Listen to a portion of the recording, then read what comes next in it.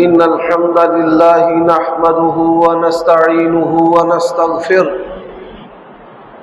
ونعوذ بالله من شرور أنفسنا ومن سيئات أعمالنا من يهده الله فلا مضل له ومن يضلل فلا هادي له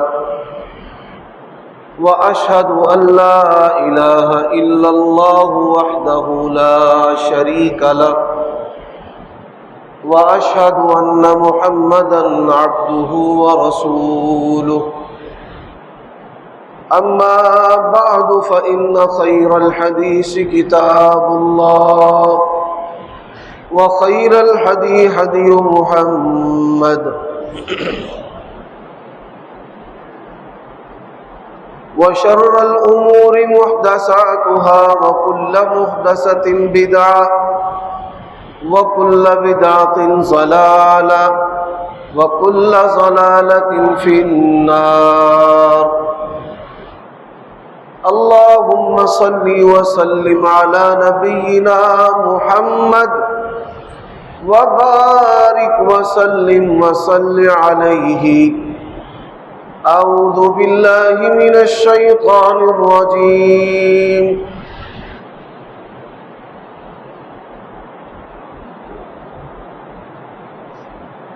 يا أيها الذين آمنوا إن تتقوا الله يجعل لكم فرقانا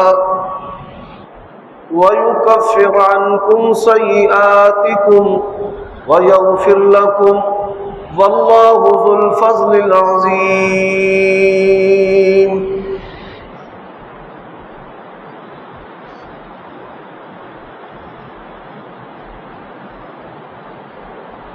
عیوب اور نقائص سے پاکیزہ تمام قسم کی حمد و ثنا اللہ وحدہ لا شریک لہ کے لیے، اور درود و سلام شفیع للمذنبین خاتم النبیین رسول کریم رؤوف الرحیم صلی اللہ علیہ وآلہ وسلم کی ذات اقدس پر۔ قرآن مجید کی جو آیت کریمہ میں نے آپ کے سامنے تلاوت کی ہے، روزے کی فرضیت کا جو مقصد تقویٰ ہے، اسی کے فوائد اور ثمرات اس آیت کریمہ میں ہیں۔ اللہ تبارک و تعالی فرماتے ہیں، ایمان والو اگر تم اللہ سے ڈرو گے یجعل لکم فرقانا،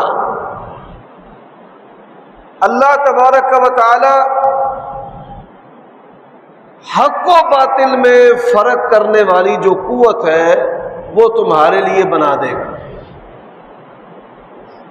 اس آیت کریمہ کے اندر تقویٰ کے 4 فوائد اللہ تعالیٰ نے بیان کیے ہیں، جن میں سے پہلا فائدہ حق و باطل کے اندر فرق کرنے والی قوت کا بنا دینا۔ بڑے سارے لوگ ایمان سے اور تقویٰ سے صرف اس وجہ سے محروم ہو جاتے ہیں کہ ان کے اندر حق و باطل میں امتیاز کرنے والی خوبی نہیں ہوتی۔ بڑے پڑھے لکھے لوگ، ڈاکٹر اور پروفیسر شدید گمراہ ہوتے ہیں۔ آپ دیکھیے جو ہندو ہیں، سائنسدان اور ڈاکٹر، وہ گاؤں ماتا کا موتر جو ہے پیشاب پیتے ہیں۔ یہ عملی جہالت کا بہت بڑا ثبوت ہے۔ اور بعض لوگ وہ پڑھے لکھے نہیں ہوتے، عام شخص ہونے کے باوجود ان کے اندر حق و باطل میں فرق کرنے والی صلاحیت اور خوبی موجود ہوتی ہے۔ یہ اللہ تبارک و تعالیٰ کا عطیہ ہے۔ کا دوسرا فائدہ، یکفر عنکم سیئاتکم، عام طور پر اس کا مطلب سمجھا جاتا ہے کہ گناہوں کو تم سے دور کر دے گا، یعنی گناہ اللہ تعالیٰ معاف کر دے گا، یہ اس کا معنی نہیں ہے۔ اس کا معنی یہ ہے کہ جو گناہ انسان کی زندگی کو خراب برباد کرتے ہیں اللہ تعالیٰ وہ گناہ دور کر دے گا۔ یعنی انسان، اللہ تعالیٰ اس سے زنا کو دور کر دے گا، حلال و حرام کا فرق نہ رکھنے والا گناہ اللہ تعالیٰ اسے دور کر دے گا۔ فتنے جو ہیں وہ اللہ تبارک و تعالیٰ اسے دور کر دے گا، اور یہ بہت بڑی نعمت ہے۔ بعض لوگ بہترین ہونے کے باوجود گناہ اس وجہ سے کر لیتے ہیں کہ گناہ ان کے قریب ہوتا ہے، اور جب اللہ تبارک و تعالیٰ اپنے فضل سے انسان سے گناہ دور کر دے پھر جو ہے وہ گناہ کرنا مشکل ہی نہیں بلکہ ناممکن ہو جاتا ہے۔ پھر تیسرا فائدہ ہے یغفر لکم، کہ اللہ تبارک و تعالیٰ جو ہے وہ تمہیں معاف کر دے۔ اور چوتھا فائدہ واللہ ذو الفضل العظیم، اللہ تبارک و تعالیٰ اس سے بھی بڑھ کر اپنے بندے پر فضل کرنے والا ہے۔ میرے بھائیو دوستو، آج کا یہ خطبہ جمعہ خطبۃ الوداع اسے کہا جاتا ہے، رمضان کا آخری جمعہ ہے۔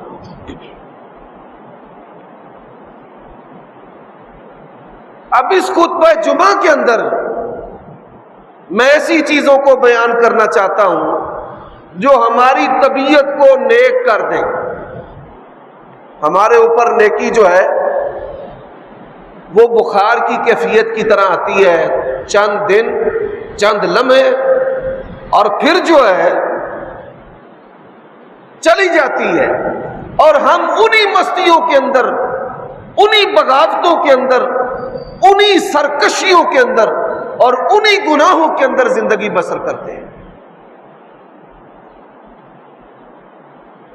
ائمہ محدثین نے اس موضوع پر باقاعدہ طور پر کتابیں لکھی ہیں، جیسے کہ امام بخاری رحمہ اللہ نے کتاب الرقاق لکھی ہے، جس کا معنی ہے دل کو نرم کرنے والے جو اعمال ہیں وہ کون سے ہیں، دماغ کے اندر آخرت کی فکر پیدا کرنے والے اعمال کون سے ہیں، انسان مستقل نیک متقی پرہیزگار بن جائے ایسے اعمال کون سے ہیں۔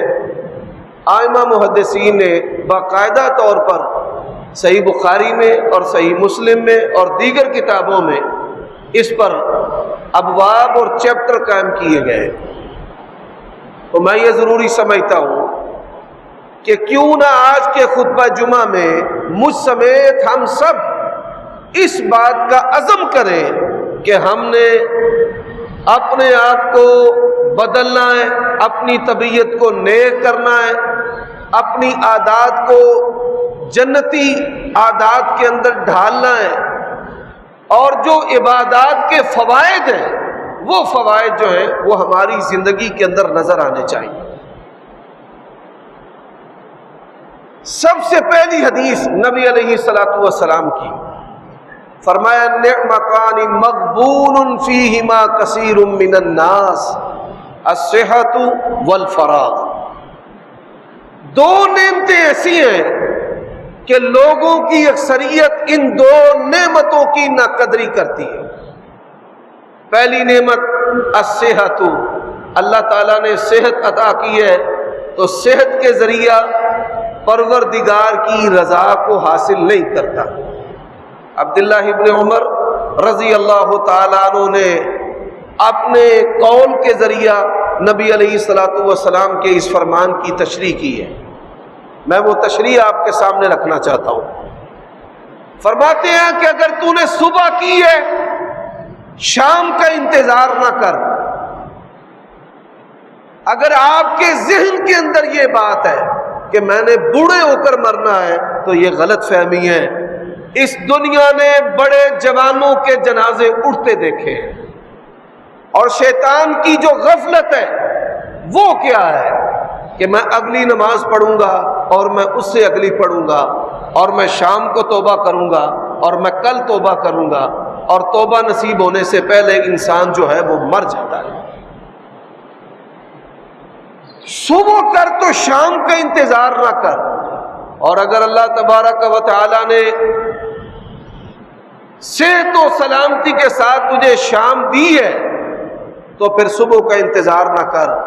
بڑے سارے لوگ ہیں وہ رات کے اندھیرے کے اندر ہی مر جاتے ہیں، اور اپنی صحت کو بیماری سے پہلے غنیمت سمجھو، اپنی صحت کو بیماری سے پہلے غنیمت سمجھو، اور اپنی زندگی کو موت سے پہلے غنیمت سمجھو۔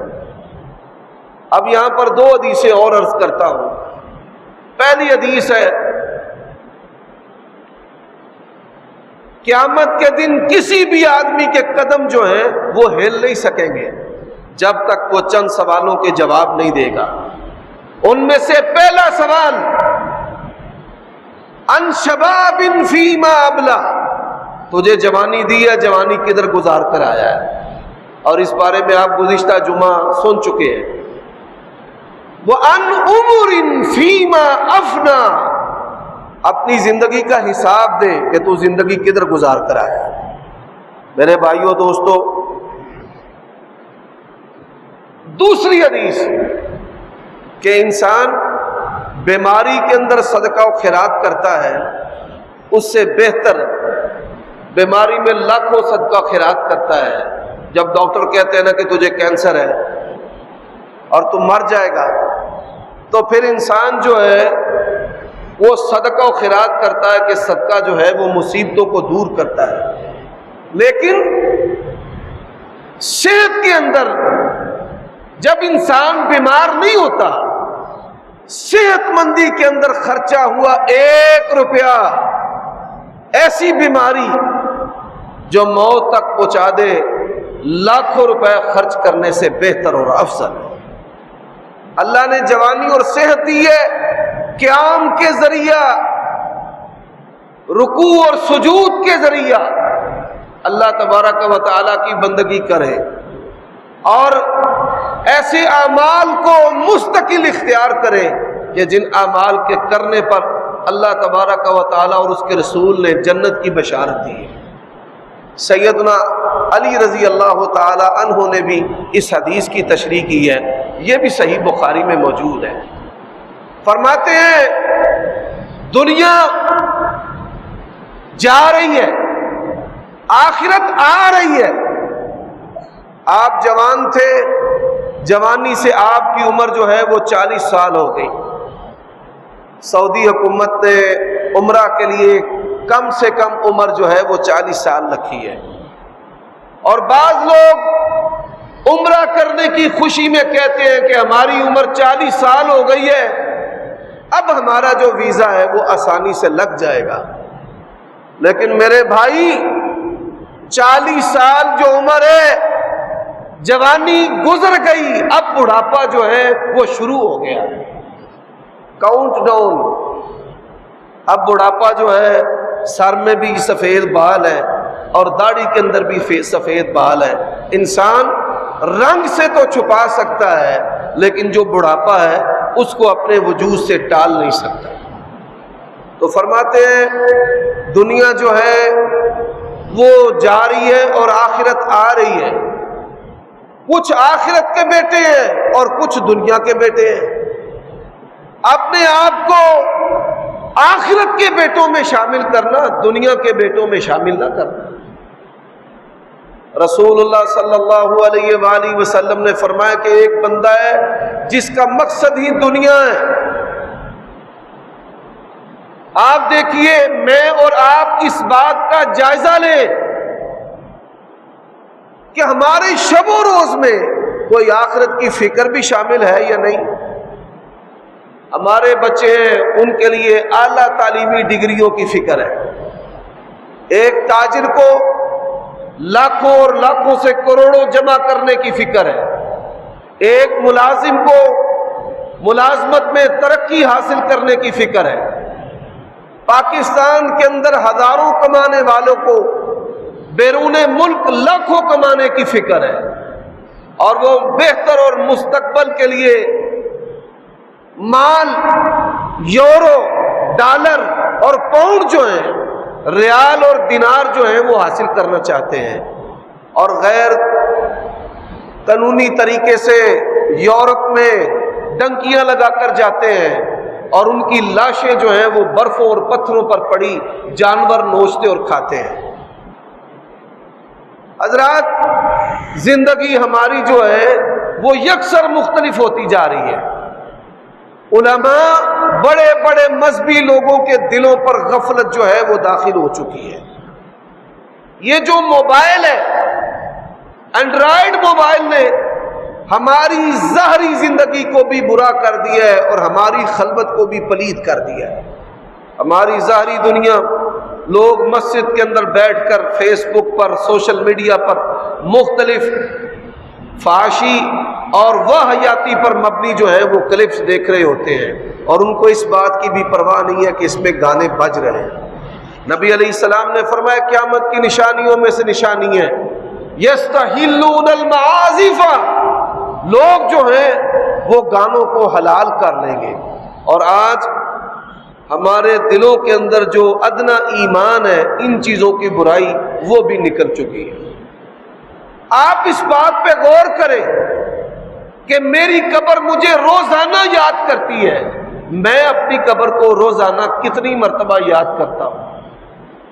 موت سے غفلت، مستقل غفلت ہمارا وتیرہ اور ہماری عادت بن چکا ہے۔ علماء سے دوری، آخرت کی فکر دلانے والے بیانات سے دوری، شب و روز کا ہمارا وتیرہ ہے کہ دنیا دنیا دنیا دنیا دنیا، خود ہی کہتے ہیں جیفا جیفا اور خود ہی کرتے ہیں اس کا وظیفہ، برائی بھی کرتے ہیں اور شب و روز جو ہے وہ دنیا کے اندر، دنیا کمانے کے اندر مگن ہے۔ میں نے گزشتہ خطبہ جمعہ میں کہا تھا کہ تقوی اور مال یہ کوئی آپس میں متضاد چیزیں نہیں ہیں۔ انسان متقی پرہیزگار بھی ہو سکتا ہے اور مالدار بھی ہو سکتا ہے کہ جب وہ اللہ تبارک و تعالیٰ کا حق ادا کرتا ہے تو وہ مالدار بننے کا، رہنے کا حقدار ہے، بلکہ قوت والا جو مومن ہے وہ کمزور مومن سے بہتر ہے۔ اس سے مراد ایمانی قوت بھی ہے، مالی قوت بھی ہے، قومیت کی قوت بھی ہے، اور اس سے مراد جسم کی قوت اور طاقت بھی ہے۔ میرے بھائیوں، دوستوں، صحابہ کرام کہتے ہیں نبی علیہ الصلوۃ والسلام نے ہمیں مثال دے کر بتایا۔ آپ نے ایک مربع بنایا جس کو ہم اپنی پنجابی زبان میں ڈبہ کہتے ہیں، ایک مربع صورت، چاروں اطراف سے لائنیں لگا کر نبی علیہ الصلوۃ والسلام نے ایک مربع بنایا اور اس کے درمیان ایک لائن لگائی اور اس لائن کو ڈبے سے باہر نکال دیا اور ساتھ چھوٹی چھوٹی لائنیں لگائی۔ ڈبے کے اندر جو سیدھی لائن لگائی، فرمایا یہ انسان ہے، اور ڈبہ جو ہے یہ اس کی محدود زندگی ہے، اور جو لائن ڈبے سے باہر نکلی ہے یہ اس کی خواہشات ہے۔ زندگی مختصر ہے، خواہشات زندگی سے بھی بڑی ہیں، اور جو چھوٹی چھوٹی لائنیں ہیں یہ دنیاوی مصیبتیں، آزمائشیں ہیں۔ ایک مصیبت سے نکلتا ہے تو دوسری میں آ جاتا ہے، دوسری سے نکلتا ہے تو تیسری میں آ جاتا ہے۔ بیٹے کے شکوے، شکایتیں، علامے آتے ہیں، کہتا ہے میں نے اس کا نکاح کر دینا ہے۔ اب ایک مصیبت سے نکلنے کے لیے نکاح کرتا ہے، اس سے بڑی مصیبت آتی ہے، وہ بہو، اس کا بیٹا بڑھاپے کا سہارا جو ہے وہ چھین کر لے جاتی ہے۔ آپس میں گتھم گتھا بھی ہوتے ہیں، گالیاں بھی دیتے ہیں۔ تو ایک مصیبت جاتی ہے، دوسری آ جاتی ہے، اور پھر بیماریاں پکڑتی ہیں، ایسی بیماریاں جو بندے کو چھوڑتی نہیں۔ بلڈ پریشر نے پکڑ لیا، بھائی اپنا سر جو ہے وہ سجدے میں رکھ، اب اس بیماری کا جو علاج ہے وہ تو اپنا سرکش جو سر ہے وہ اللہ کے سامنے جھکا. شوگر پکڑ لیتی ہے بھائی، اس کی پرہیز یہ تجھے سبق دے رہی ہے کہ تم مستقل پرہیزگار بن جا، اللہ تبارک و تعالیٰ کے ساتھ دوستی ڈال لے.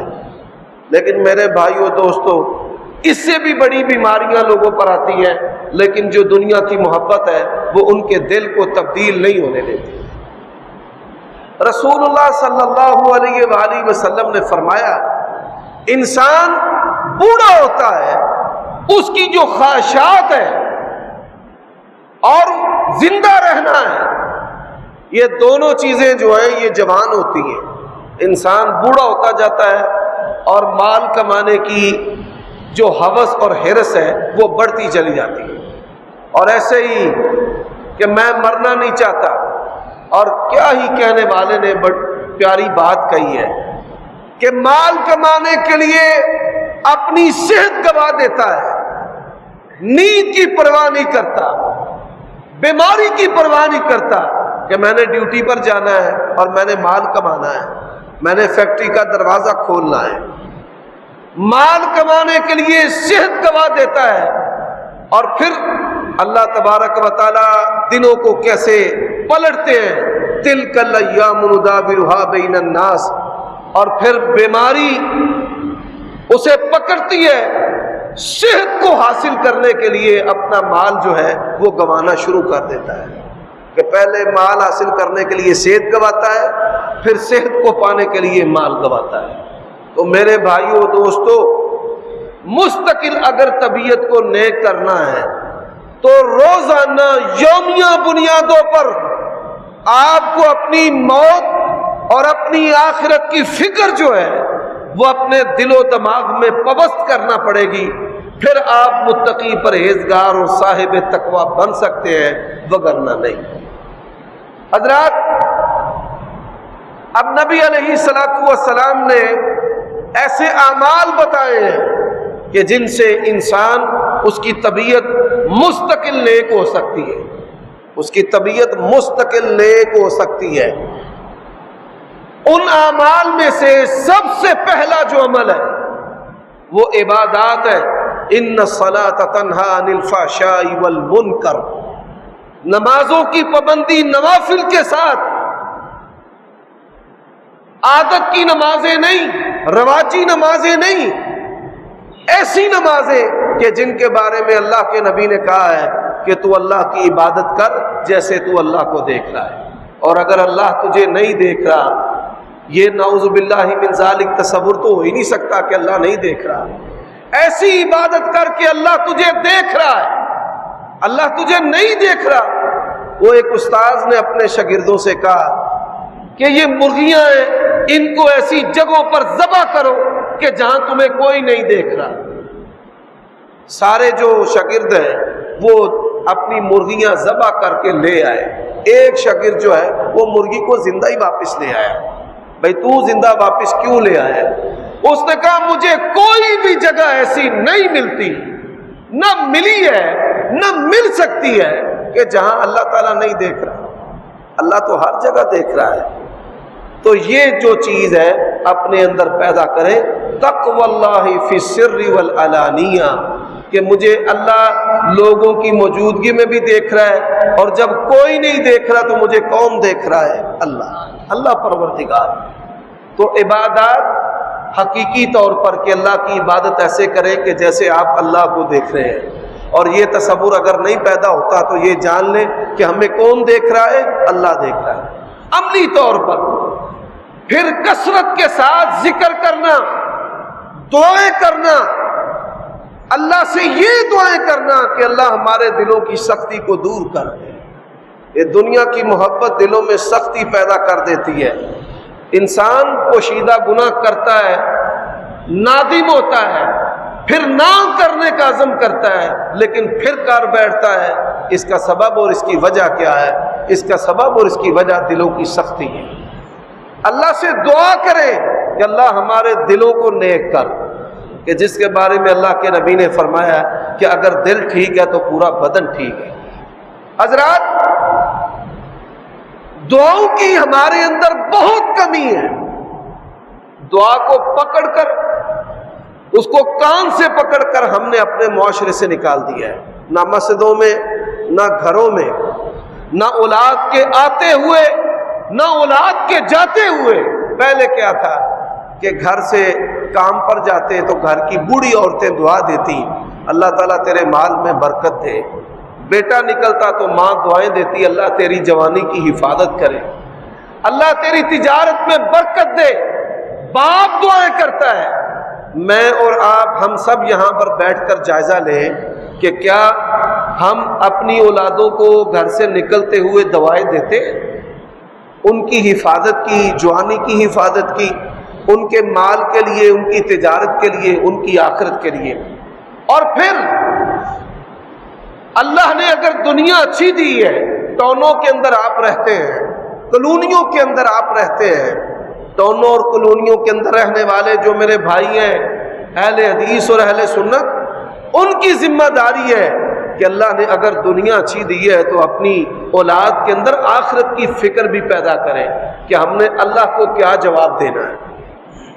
تو میرے بھائیوں دوستوں، اب میں چند ایسے اعمال کی مزید نشاندہی کرنا چاہتا ہوں کہ جن اعمال کے کرنے پر نبی علیہ الصلوۃ والسلام نے جنت کی بشارت دی ہے.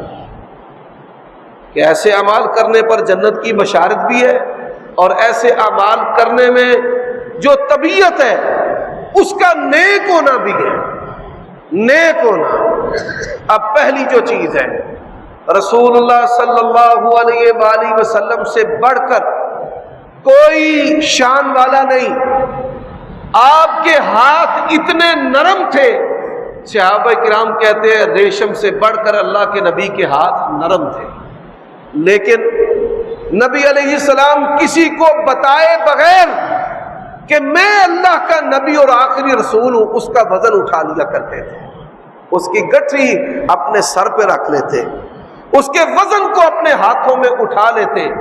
اور یہی وہ بات ہے کہ سیدہ خدیجہ رضی اللہ تعالی عنہا، انہوں نے کہا تھا اللہ کی قسم اللہ آپ کو کبھی بھی ضائع نہیں کرے گا. اِنَّكَ لَتَصِلُ الرَّحِمَ وَتَحْمِلُ الْكَلَّ، آپ تو بوجھ اٹھاتے ہیں، غریبوں کا، جو ناتواں اور کمزور لوگ ہیں ان کا بوجھ اٹھا لیتے ہیں.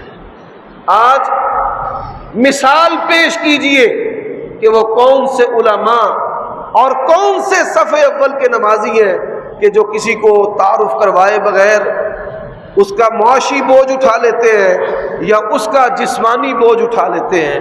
یقین جانیے ہم ابھی تقویٰ سے کوسوں دور ہیں. یہاں نیکیوں کو چھپانے کا حکم ہے، لیکن ہم چھپانے میں بھی اظہار کرتے ہیں. ہمیں اپنی طبیعت کو بدلنا پڑے گا. حضرات، دوسری بات، اہل عرب کے اندر یہ خوبیاں ہیں جو ہمارے اندر نہیں. شریعت کیا کہتی ہے؟ جس معیار کا کھانا تو کھاتا ہے اس معیار کا کھانا جو ہے وہ اپنے ملازم کو کھلا.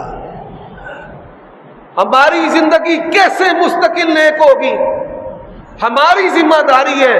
اگر آپ کروڑوں پتی ہیں، اربوں پتی ہیں، اللہ اور برکت دے، لیکن آپ کی ذمہ داری ہے کہ آپ اپنے ملازم کو اپنے ساتھ بٹھا کر کھانا کھلائیں.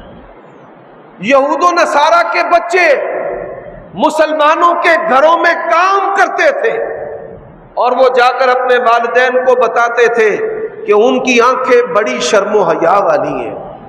آج گھر کی ملازموں کی عزتوں سے کھلواڑ ہوتا ہے. آج ان بچوں پر ظلم و ستم ہوتا ہے. گرم استریاں ان کے جسموں پر لگائی جاتی ہے، چھریوں کے کٹ ان کے جسموں پر لگائے جاتے ہیں. اس بات سے تو کیسے غافل ہو گیا کہ اللہ یہ دن پھیر سکتا ہے اور اس حالت پر تو بھی آ سکتا ہے. اللہ تبارک و تعالی مال دے کر بھی آزماتا ہے اور مال چھین کر بھی آزماتا ہے. صحابہ کرام کا جو معاشرہ تھا وہ فرق نہیں کر پاتے تھے کہ مالک کون ہے اور مزدور کون ہے. اللہ کے نبی نے فرمایا کہ جس طرح کا تو لباس پہناتا ہے اس طرح کا لباس ان کو بھی پہنا. جس طرح کی خوراک کھاتا ہے ان کو کھلا۔ اگر آپ چاہتے ہیں کہ آپ پر یہ نعمتیں رہیں اور اللہ تعالیٰ ان میں برکتیں دیتا رہے تو اپنے ملازمین کو اپنے معیار کا لباس بھی دیں اور ان کو اپنے ساتھ بٹھا کر کھلائیں بھی۔ اللہ تبارک و تعالیٰ اس عمل کو پسند کرتا ہے۔ حضرات، میں ایک بات کی نشاندہی گزشتہ خطبات میں کر چکا ہوں، لیکن میں قدر تفصیل سے آج بات کرنا چاہتا ہوں، کیونکہ بات طبیعت کی نیکی کی ہو رہی ہے کہ طبیعت جو ہے اس کو مستقل ہم نے نیک کرنا ہے۔ طبیعت کو مستقل نیک کرنے میں یہ چیز بھی شامل ہے کہ آپ اللہ تبارک و تعالیٰ کی مخلوق، اللہ تبارک و تعالیٰ کی مخلوق، وہ جانور ہیں، وہ انسان ہیں، آپ ان کے ساتھ حسن سلوک رکھیں۔ حسن سلوک، ان کے لباس سے، ان کی میلی کچیلی حالت سے نفرت نہ کھائیں۔ یہ میلی کچیلی جو حالت والے ہیں ان کے بارے میں اللہ کے نبی نے کہا ہے کہ بعض لوگ جن کے پراگندہ بال اور میلی کچیلی حالت ہے، اللہ کے ہاں ان کی قدر اتنی زیادہ ہے، لو اقسم علی اللہ لابرہ، اگر اللہ تبارک و تعالیٰ پر کوئی قسم ڈال دے تو اللہ ان کی قسم پوری کر دیتا ہے۔ یعنی اللہ کو قسم دے کر کہنا کہ یا اللہ تجھے قسم ہے بارش ڈال دے، تو اللہ تبارک و تعالیٰ بارش نازل کر دیتا ہے۔ اللہ کو قسم دے کر کہے اللہ تو اس بندے کو بیٹا دے۔ میں ایک واقعہ بطور عبرت کے سنانا چاہتا ہوں جو میرا ذاتی مشاہداتی واقعہ ہے۔ میں اپنے ننیال گیا تو ان کے ہمسایوں میں ایک آدمی کا دایاں ہاتھ ہے وہ کٹ گیا۔ میں تیمارداری کے لیے گیا اور میں نے اس کے لیے دعائیں کی، صحت کی، عافیت کی۔ تھوڑی دیر کے بعد اس نے رونا شروع کر دیا۔ کہتا ہے حافظ صاحب پتہ ہے میرا ہاتھ کیوں کٹا ہے؟ میں نے کہا کیوں کٹا ہے؟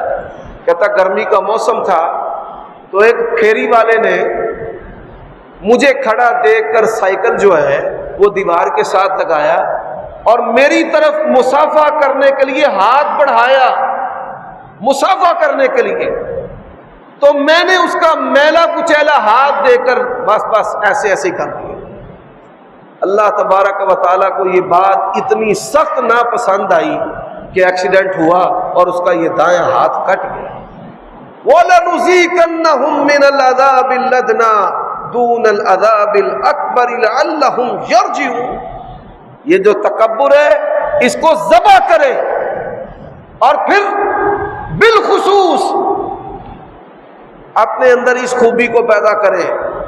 اس خوبی کے بغیر انسان متقی پرہیزگار نہیں بن سکتا۔ وہ خوبی کیا ہے؟ وہ صلہ رحمی ہے۔ سگے بھائی ہیں، رمضان گزر رہا ہے، دونوں ناراض ہیں۔ مجھے پتا ہے کہ آپ کے ساتھ زیادتی ہوئی ہے، آپ کا حق مار لیا گیا ہے، لیکن نبی علیہ الصلوۃ والسلام کا فرمان سن لیں۔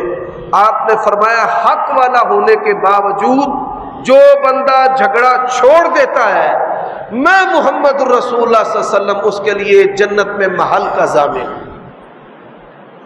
یہ سستی جنت مل رہی ہے، گارنٹی اللہ کے نبی کی ہے۔ اللہ کے لیے بہن بھائیوں کے لیے اپنے دل کشادہ کریں۔ چھوٹی چھوٹی اناؤں سے آپ نے ان سے منہ موڑے ہوئے ہیں۔ یہ صدقہ و خیرات کا جو عمل ہے اپنوں کو چھوڑ کر بیگانوں میں دیں گے تو نیکی نہیں، شاید اللہ گناہ لکھ دے۔ پہلے اپنوں کو دے اور دے بھی اس انداز کے ساتھ کہ ان کی عزت اور شان میں کوئی فرق نہ آئے۔ یہ جو بتا کر لوگوں کو ذلیل کیا جاتا ہے، نہیں، صدقہ دیتے ہوئے موجودہ حالات میں بتانا نہیں ہے۔ جو لوگ اللہ سے ڈرنے والے ہیں وہ صدقے کی رقم کو ہاتھ نہیں لگاتے ضرورت مند ہونے کے باوجود۔ ایک آدمی ہمارے مدرسے میں آ گیا کہ یہ رسید کاٹ لے۔ میں نے کہا تیری تو اتنی آمدن نہیں ہے جتنی رسید تو کٹوا رہا ہے۔ تو وہ کہنے لگا مجھے کسی آدمی نے 50,000 روپے زکوٰۃ کے دیے ہیں، تو میں مرنا پسند کرتا ہوں لیکن یہ زکوٰۃ کا مال استعمال کرنا پسند نہیں کرتا۔ میری غیرت اجازت نہیں دیتی. اللہ کو ایسے بندے بڑے پسند ہیں. لا یسألون الناس الحافا، وہ لوگوں سے چمٹ کر سوال نہیں کرتے. ان کو تلاش کرو، ان کی ظاہری حالت محتاج اور مانگت جیسی نہیں ہے، فرمایا ظاہری حالت وہ لوگوں سے سوال ہی نہیں کرتے. بہترین صدقہ اور خیرات کے مستحق ایسے لوگ ہیں، اور پھر ان کو دیتے ہوئے بتانا نہیں ہے. اور کئی لوگ ہیں جو ہڑپ کر جاتے ہیں ہر چیز. ہڑپ کرنے والوں سن لو، قیامت کا دن ہوگا، ایسے بندے نے صدقہ زکوٰۃ کھا لیا جو اس کا اہل نہیں ہے، اس کی شکل درندوں کی طرح ہوگی، درندوں کی طرح. اللہ کے لیے صلہ رحمی کرو. صلہ رحمی کے بغیر عبادات قبول نہیں ہوتی. کسی بھی مسلک سے آپ کا تعلق ہے، اگر آپ مسلمان ہیں تو آپ کے رشتوں پر کس کی مرضی ہے؟ اللہ کی مرضی. میرے بھائیوں دوستو، ہمیں کیا کرنا ہوگا اپنی طبیعت کو بہتر کرنے کے لیے؟ نبی علیہ الصلوۃ والسلام نے فرمایا انا زعیم ببیت فی وسط الجنہ لمن حسن خلقہ. ہمیں اپنی زبانوں کو نیک کرنا ہوگا. اس زبان کو غیبت سے بچائے، چغلی سے بچائے، اور پھر اپنے سینوں کو حسد سے بچانا ہوگا. اپنے دماغوں کو منفی سوچ سے بچانا ہوگا. بھائی آپ کے اہل حدیث اور اہل سنت ہونے کا فائدہ کیا ہے کہ آپ کسی کے ہاتھوں استعمال ہو جائیں؟ جب بھی اختلاف ہو، اختلاف کو مخالفت میں نہ بدلنے دے. مخالفت عداوت بنا دیتی ہے، اور عداوت جو ہے وہ انسان کو جہنم کے اندر گرا دیتی ہے. نبی علیہ السلام نے فرمایا ہے کہ مسلمان تو وہ ہے جس کی ہاتھ اور زبان سے دوسرا مسلمان محفوظ رہے. میرے بھائی، اسلام ایک عظیم مقصد ہے، اور جنت کا حصول بھی عظیم مقصد ہے. جنت کے حصول کے لیے منفی چیزوں کو اپنی زندگی سے نکال دے. اللہ کے لیے اپنی سوچ کو مثبت رکھیں، اپنے بھائیوں کے لیے، اپنے دوستوں کے لیے. اور اللہ کے نبی نے کیا کہا ہے؟ جو اپنی زبان کو اچھا کرتا ہے اس کے لیے میں جنت کے اعلیٰ درجے میں محل کا ضامن ہوں. اور ہمارے نبی قادر ہونے کے باوجود، بادشاہ ہونے کے باوجود، سبحان اللہ، آپ سے کوئی سختی کرتا تھا آپ نرمی کرتے تھے. لوگ گالیاں دیتے تھے، کہنے والے نے پھر کیا خوب کہا، کتنے شیریں ہیں تیرے لب کے رقیب، گالیاں سن کر بھی بے مزہ نہ ہوئے. فَبِمَا رَحْمَةٍ مِّنَ اللَّهِ لِنْتَ لَهُمْ وَلَوْ كُنْتَ فَظًّا غَلِيظَ الْقَلْبِ. پر میں آپ اللہ کی رحمت سے نرم ہیں. اپنے آپ کو نرم کریں، منفی چیزوں سے اپنے آپ کو نکالیں، نہ ٹو لگائیں، نہ جسوسی کریں. نبی علیہ الصلوۃ والسلام نے فرمایا کہ کوئی مسلمان کسی مسلمان کی نکاح کے پیغام پر نکاح کا پیغام نہ بھیجے. اس کا مقصد کیا ہے؟ ان میں بغض پیدا نہ ہو. کوئی کسی کے سودے پر سودا نہ کرے. وَلَا تَبَاغَضُوا، باہم بغض نہ رکھو. کوئی بندہ اگر بغض رکھتا ہے تو ہوتا کیا ہے؟ نبی علیہ السلام نے فرمایا 3 دن سے زیادہ جب ناراضگی ہوتی ہے اللہ تعالیٰ ان کے اعمال کو قبول ہی نہیں کرتے، ان کی نیکیاں آسمان پر نہیں چڑھتی. عمل اللہ پاک کی توفیق سے میرے پاس کوئی تنظیمی، کوئی سیاسی، کوئی دینی، کوئی محلے کا، کوئی ملک کا کوئی عہدہ نہیں ہے. یہ اللہ کا فضل ہے، اللہ نے مجھے بچایا ہے. خدمت ہے اور عمل ہے. یہ عمل اور خدمت جو ہے یہ سب سے بڑا کام ہے. اس کی طرف آئیں، اور یہی اس منبر اور محراب کی دعوت ہے. کونوا عباد اللہ اخوانا، کہ آپس میں آپ بھائی بھائی بن کر رہیں، شیر و شکر بن کر رہیں. تو تکرار سے بچیں، بدتمیزی سے بچیں، اور کسی کے ہاتھوں استعمال ہونے سے بچیں. آپ اپنے بہن بھائیوں کے لیے بہترین فرد ثابت ہو. جو رشتہ توڑتا ہے اس سے جوڑے، جو توڑتا ہے اس سے جوڑے اور جوڑے اور جوڑے. اللہ کے نبی نے کہا میرے رب نے تو مجھے ملانے کا حکم دیا ہے. مجھے اس بات کا بھی پتہ ہے آپ سے بڑی زیادتیاں ہوئی ہیں، اللہ کے لیے معاف کر دیں۔ اللہ نے کہا ہے قرآن مجید میں والقاذمین الغیظ والعافین عن الناس واللہ یحب المحسنین، غصے کو پی جانے والے، لوگوں سے درگزر کرنے والے، اللہ تعالیٰ احسان کرنے والوں کو پسند کرتا ہے۔ تو یہ اوصاف ہے کہ جن اوصاف سے اللہ تبارک و تعالیٰ انسان کی طبیعت کو نیک کرتا ہے۔ اور آخری بات جو میں کرنا چاہتا ہوں، صحیح بخاری میں انبیاء علیہ السلام کے واقعات میں سے ایک واقعہ ہے۔ وہ کیا ہے؟ 3 آدمی تھے، ایک کوڑ والا، ایک بدصورت اور ایک نبینا۔ اللہ تعالیٰ نے تینوں کی آزمائش کی ہے۔ فرشتہ آیا، کیا چاہیے؟ اس نے کہا صحت مندی چاہیے۔ اور کیا چاہیے؟ اونٹ چاہیے، اونٹ دے دیے۔ دوسرے کے پاس کیا چاہیے؟ صحت مندی، بدصورتی ہے، لوگ نفرت کرتے ہیں۔ اس نے دعا دی، اللہ تعالیٰ نے خوبصورت کر دیا اور گائیاں بطور مال کے دے دی۔ نبینا تھا، کیا چاہیے؟ آنکھیں چاہیے۔ اور کیا چاہیے؟ اللہ جو اپنے فضل سے دے دے، بکریاں دے دی۔ کافی عرصہ گزر گیا، اب یہ فرشتہ جو ہے یہ مسکین کی شکل میں آیا، مسکین کی۔ پہلے سے کہنے لگا کہ مجھے اپنے اونٹوں میں سے ایک اونٹ دے۔ وہ بگڑ گیا، غصے میں آ گیا۔ وہ تیری اتنی جرأت کہ تو جو ہے وہ میرا مال مانگے، اور نفیس مال اور اونٹ مانگے۔ اس نے کہا تو یاد کر، تو بیمار تھا، تجھے کوڑ تھا، تو ایک وقت کی روٹی بھی نہیں کھا سکتا تھا، یاد کر۔ اس نے کہا چل چل، یہ تو میرے ابا و اجداد کا مال ہے۔ جب اللہ مال دیتا ہے لوگ بڑی بڑی پھڑے مارتے ہیں، میرے ابا جی ایسے اور میرے دادا جی ایسے۔ اس نے کہا تو جیسے تھا اللہ تجھے ویسے ہی کر دے۔ نبی علیہ السلام نے فرمایا اللہ کی طرف سے پکڑ نازل ہوئی، سارا مال اس کا ہلاک ہو گیا اور اللہ نے اسے ویسے کا ویسے ہی کر دیا۔ دوسرا آدمی، اس نے کہا ان جانوروں سے ایک گائے مجھے بھی دے دے۔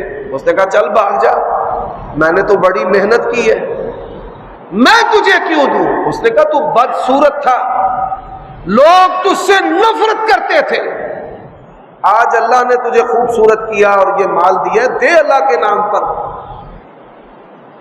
اس نے کہا چل بھاگ جا، بدخلقی سے پیش آیا۔ فرشتے نے بددعا دی، تو جیسے تھا اللہ تجھے ویسے ہی کر۔ نبی علیہ السلام نے فرمایا اللہ کی پکڑ نازل ہوئی، وہ بندہ ویسے ہی بدصورت ہو گیا اور مال بھی سارا تباہ ہو گیا۔ اور تیسرا جو نبینا تھا، اس نے کہا بھائی اللہ کے لیے دے۔ تو اس نے کیا کہا؟ حضرات جو اپنی اوقات کو یاد رکھتا ہے اللہ اپنا فضل اس سے ختم نہیں کرتا۔ اللہ نے کہا لَئِن شَكَرْتُمْ لَأَزِيدَنَّكُمْ، طبیعت کی نیکی۔ آج کے خطبہ جمعہ کا موضوع ہے طبیعت کی نیکی، آخرت کی فکر، دل کی نرمی۔ طبیعت جن کی نیک ہے ان کی ایک علامت یہ بھی ہے کہ وہ اپنی اوقات کو یاد رکھتے ہیں۔ وہ کہتے ہیں کہ ہم بھوکے تھے، ہم پیاسے تھے، ہماری چھت ٹپکتی تھی، ہمارے گھر میں روٹی نہیں تھی، کپڑے نہیں تھے، جوتے نہیں تھے، ہم دوری کے ساتھ رگڑ کر روٹی کھاتے تھے۔ آج یہ لاکھوں اور کروڑوں کا مالک اگر بنایا تو کس نے بنایا ہے؟ اللہ۔ زکوٰۃ لینے کے لیے لوگ آتے ہیں، ترلے کرتے ہیں، منتیں کرتے ہیں، یہی کرتے ہیں، پھر جا کر سیٹھ صاحب کہیں راضی ہو کر لوگ ان کی تعریفوں کے پل باندھتے ہیں کہ آپ بھی بڑے سخی اور آپ کے ابا بھی بڑے سخی۔ ایسا نہیں ہونا چاہیے، بلکہ زکوٰۃ دے کر شکریہ ادا کرنا چاہیے کہ آپ آئے اور ہم اپنی جو ذمہ داری ہے اس کو بطریق احسن ادا کر رہے ہیں۔ اب جو تیسرا آدمی تھا اس نے فوراً کہا میرے مال میں سے جو تجھے پسند ہے اللہ کے لیے لے جا۔ میں نبینا تھا، گرتا پڑتا تھا، پاؤں کہیں رکھتا کہیں پڑتا تھا، کچھ نہیں تھا میرے پاس، نہ آنکھیں تھی، نہ روٹی تھی، نہ چھت تھا، نہ مال تھا۔ یہ جو کچھ بھی مجھے دیا ہے کس نے دیا ہے؟ اللہ نے دیا ہے۔ میرے بھائیوں، میں نہیں تو میرا باپ نہیں تو میرا دادا، ہم جانتے ہیں کہ اکثریت ہم میں سے غریب تھے، اچار کے ساتھ روٹی کھانے والے تھے اور لسی مانگ کے پینے والے تھے، لسی مانگ کر پینے والے۔ پہلے دور میں غریب کون ہوتا تھا؟ جو لسی مانگ کر پیتا تھا، وگرنہ یہ اتنا کروڑوں لاکھوں کا اور یہ ٹاؤن اور کالونیوں کا فرق نہیں تھا۔ پہلے مسجدیں کچی تھی، ایمان پکا تھا۔ آج مسجدیں پکی ہیں اور ایمان، نمازی بنانے کے لیے روٹیاں کھلاتے ہیں، کعبے پلاتے ہیں، کھجوریں کھلاتے ہیں، پتہ نہیں کیا کیا کرتے ہیں۔ آج نمازی کچے ہیں، روٹیوں پہ جاتے ہیں۔ غور کیجئے، آج انتظامیہ کی فکر ٹالیں، خوبصورتی، ان کی فکر یہ نہیں ہے کہ بندے بڑھنے چاہیے، بس وہ یہ چاہتے ہیں کہ فلاں حضرت ہیں مسجد میں داخل ہو، لش پش مسجد نظر آئے اور لوگ جو ہیں وہ واہ واہ شاوا کریں۔ میرے بھائیوں، میرے دوستوں، خطباء کی زبان اللہ کی تعریف کے لیے ہے، بندوں کی تعریف کے لیے نہیں۔ اور آج ہم نے دیکھا ہے کہ جن لوگوں نے دنیا کو اللہ کے ساتھ ملانا تھا، آج وہ دنیا کے ساتھ خود ملے ہوئے ہیں اور ان کے مراسی بن کر ان کی تعریف کرتے نظر آتے ہیں۔ جی کیا بات ہے جی حضرت صاحب کی جی، اور یہاں تک کئی خطیب یہاں تک بھی باتیں کہہ دیتے ہیں کہ اگر آج اس دور میں کوئی صحابی ہوتا تو فلاں ہوگا۔ یہ حد سے تجاوز ہے، ہمیں اپنی اصلاح کرنا پڑے گی، ہمیں اپنی اوقات کو یاد رکھنا پڑے گا۔ یہ طبیعت کی نیکی میں سے ایک بڑی علامت ہے۔ اور میرے بھائیوں دوستوں، طبیعت کی نیکی میں سے آخری بات کا دوسرا جز عرض کرنا چاہتا ہوں۔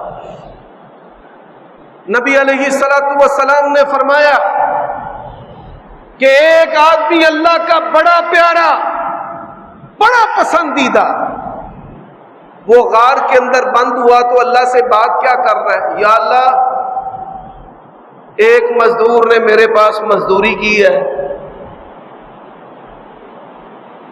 جب چھٹی کا وقت ہوا، طے شدہ مزدوری میں نے اسے دینا چاہی تو وہ بگڑ گیا، لڑ پڑا، کہتا ہے تھوڑی ہے، چھوڑ کر چلا گیا۔ میں نے اس سے بیج خریدا، زمین میں ڈالا، زمین تیری، اللہ بیج اس مزدور کا تھا، فصل تیار ہوئی، میں نے اس فصل کو اتارا، اس کو بیچا، جانور خریدے، جانوروں کے اندر تو نے برکت دی، ریوڑ کے ریوڑ اور غلے کے ڈھیر لگ گئے۔ آج لوگ ہمیں پوچھتے ہیں کہ میں سلیپنگ پارٹنر بننے لگا ہوں، ہم کہتے ہیں نہ بننا، جوتوں میں دال بٹے گی، کبھی نہ بننا۔ اور تب کیا تھا؟ غور کیجئے گا، یہ جامعہ محمدیہ کے ممبر کا آپ کو پیغام ہے اور یہی بات میرے اور آپ کے لیے۔ کچھ عرصہ گزرا، اس پر اتنی غربت آئی، وہ آ گیا کہ اچھا جو میری مزدوری تیرے پاس تھی بھائی وہی دے دے۔ میں نے کہا یہ غلے کے ڈھیر بھی تیرے ہیں، یہ جانور بھی تیرے ہیں، یا اللہ مال اس کا تھا، برکت تیری تھی، میں تو امین تھا، امانت دار تھا۔ یقین جانیے، یہ دیکھیں، اس نے یہ بات اللہ کی خدمت میں پیش کی کہ یا اللہ اس مصیبت کو دور کر دے۔ رسول اللہ صلی اللہ علیہ وسلم فرماتے ہیں اللہ تعالیٰ نے غار کے منہ سے پتھر کو دور کر دیا۔ آج طبیعت کی نیکی، محدثین نے باب باندھے ہیں اس پر، دو بندے ہیں، دونوں پائیوال شراکت دار ہیں، ایک بوڑھا ہے ایک جوان ہے، فصل تیار ہوتی ہے، بوڑھا جو ہے وہ اپنے ڈھیر میں سے کچھ غلہ ادھر ڈال دیتا ہے کہ میں نے تو زندگی گزار لی ہے، جوان ہے، اس پر بڑی ذمہ داریاں ہیں، اس کو نہیں پتا، خود ہی ڈال دیا، خود ہی۔ اب ان کی باری لگی، ایک غلہ چھوڑنے جائے گا، ایک بیٹھے گا۔ بوڑھا گیا تو جوان نے سوچا میں تو جوان ہوں، ہمت والا ہوں، اس بوڑھے کو زیادہ ضرورت ہے، غلہ ادھر ڈال دیا۔ نبی علیہ السلام فرماتے ہیں اس عمل کی وجہ سے یہ طبیعت نیک ہونے کی علامت ہے کہ آپ اپنے شراکت دار کو ترجیح دیں. یہی وجہ ہے کہ علماء نے لکھا ہے کھانے اور سفر میں بندے کا پتہ چلتا ہے کہ نیک ہے یا نہیں نیک. کھانا کھاتے ہوئے اگر دوسرے کو ترجیح دے رہا ہے تو نیک ہے. یہ افطاری جو پروگرام ہے میں ان میں نہیں جاتا. اس کا سبب کیا ہے؟ ہر بندہ جو ہے وہ بوٹیوں کو نوچنے کے لیے دوڑتا ہے. کیا خاک تمہاری تربیت ہوئی ہے؟ ہر بندہ اپنے ڈبے قابو کرنے کے قبضے میں ہے. انتظامیہ جو ہے وہ اپنوں کو نوازتی نظر آتی ہے. 10 20 100 پوتوں دوتوں کے لیے رکھا ہوا ہے. کیا ماحول تم نے بنایا ہے؟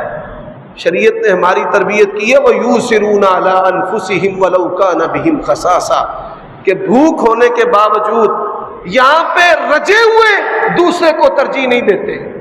سیانے کی آندے نے ٹیڈ رج گیا اکھا نہیں رج دیاں. ہمارے ایک مولوی صاحب ہیں وہ کسی بوفے میں چلے گئے. پر ہیڈ بوفا ہوتا ہے 1500-1600 روپیہ.